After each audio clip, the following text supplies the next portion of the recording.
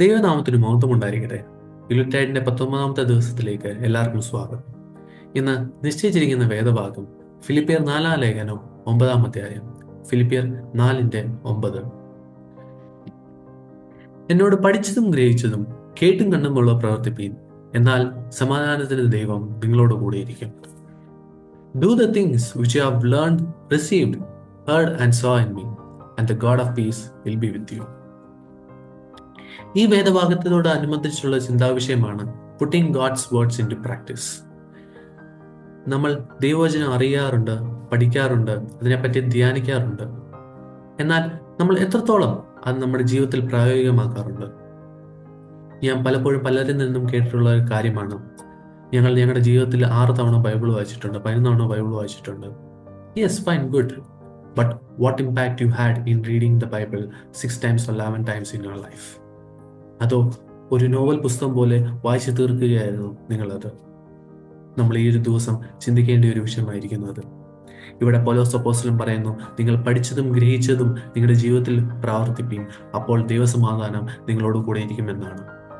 പൗലോസ് അപ്പോസ്തലൻ ഇങ്ങനെ പറയാനുള്ള കാരണം, ഫിലിപ്പിയർ 3 ലേഖനം എടുത്ത് നോക്കുമ്പോൾ നമുക്ക് കാണാൻ പറ്റുന്നു, പൗലോസ് അപ്പോസ്തലൻ ഫിലിപ്പിയർക്കാരോട് പറയുന്ന ഒരു കാര്യം, നിങ്ങൾ വ്യാജ പ്രബോധനങ്ങൾ വീഴാതിരിപ്പീൻ, ക്രിസ്തു യേശുവിൽ വിശ്വാസം അർപ്പീൻ എന്നാണ്. തുടർന്നാണ് ഫിലിപ്പിയർ 4 ലേഖനത്തിൽ ഇങ്ങനെ പറയുന്നത്.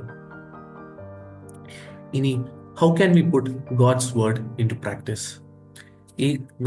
ഈ ഒരു നാളിൽ നമ്മൾ ക്രിസ്മസ് ആഘോഷിക്കുമ്പോൾ നമുക്ക് എങ്ങനെ ദൈവവചനം നമ്മുടെ ജീവിതത്തിൽ പ്രായോഗികമാക്കാം എന്നതാണ് ഞാൻ നിങ്ങളുമായി പങ്കുവയ്ക്കാൻ ആഗ്രഹിക്കുന്നത്. അതിൽ ആദ്യമായി love your self and others.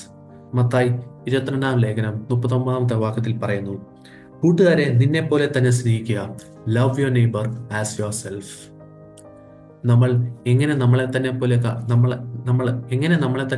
സ്നേഹിക്കുന്നുവോ അതുപോലെ തന്നെ മറ്റുള്ളവരെ സ്നേഹിക്കാൻ കർത്താവ് നമ്മളെ പഠിപ്പിക്കുന്നു. ഈ ഒരു ക്രിസ്മസ് നാളുകളിൽ നമ്മൾ ആത്മീയപരമായും വൈകാര്യപരമായും നമ്മളെ തന്നെ പരിപാലിക്കുമ്പോൾ അത് മറ്റുള്ളവരിൽ അത് നമുക്ക് വരാൻ നമ്മളെ കൊണ്ട് സാധിക്കും.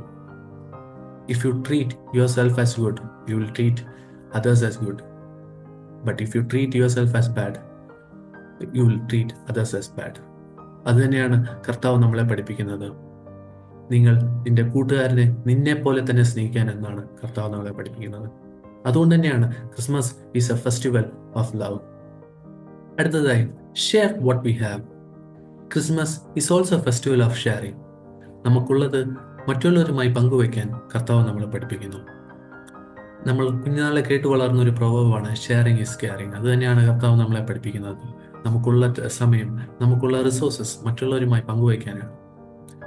There are people around us who need some time to spend with them. It can be their loved ones or anyone. ഈ ഒരു ക്രിസ്മസ് കാലയളവ് മറ്റുള്ളവരുമായി സമയം ചെലവഴിക്കാൻ നമ്മൾ കണ്ടെത്തുന്നത് നല്ലതായിരിക്കും. അടുത്തതായി, Christmas is also a festival to be grateful to God. നമുക്കറിയാം, ക്രിസ്മസ് ഒരു വർഷ അവസാനത്തോടെയാണ് വരുന്നത്. അത് നമ്മളെ കാണിച്ചു തരുന്നത് എന്തെന്നാൽ, നമ്മളെ ഓരോ വർഷം ദൈവം നമ്മളെ കാത്തു പരിപാലിച്ചു. ഈ ഒരു ക്രിസ്മസ് നമ്മൾ നോക്കുമ്പോൾ ദൈവത്തോട് നന്ദി പറയാനുള്ളൊരു സമയം കൂടിയാണ്. അത് 1 തെസ്സലോനിക്കർ 5 ലേഖനം 18 വാക്യത്തിൽ പറയുന്നു, എല്ലാറ്റിനും സ്തോത്രം ചെയ്യുവിൻ, ഇതല്ലോ നിങ്ങളെക്കുറിച്ച് ക്രിസ്തു യേശുവിന് ദൈവ ഇഷ്ടം.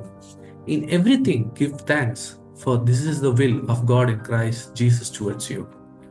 Give thanks for what you have, the time, the resource, the food, etc. Christmas is also a moment to give thanks to the Lord. അങ്ങനെ ഈ ഒരു ക്രിസ്മസ് ഐശ്വര്യത്തിന് സമാധാനത്തിന് ക്രിസ്മസ് ആവട്ടെ എന്ന് ഞാൻ ആശംസിക്കുന്നു. ദൈവവചനം നമ്മൾ അറിയുമ്പോൾ അത് നമ്മുടെ ജീവിതത്തിൽ പ്രായോഗികമാക്കുവാൻ ശ്രമിക്കുക. Once again, wishing you everyone a happy Christmas and a prosperous New Year.